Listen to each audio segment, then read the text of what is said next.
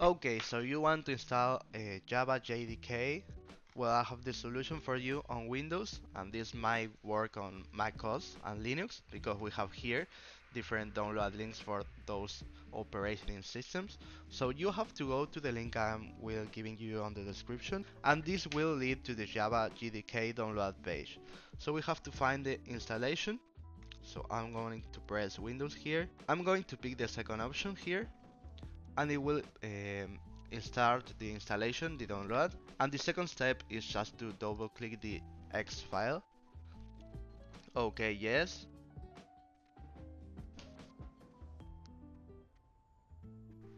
And we just have to follow the installation wizard. Next, pick the place where it's going to be installed. I'm not going to do this because I already have it. So that's all. So that's it. It's very simple. If this video helped you, please subscribe, like, share, comment, and see you in the next video of Easy Way. Goodbye.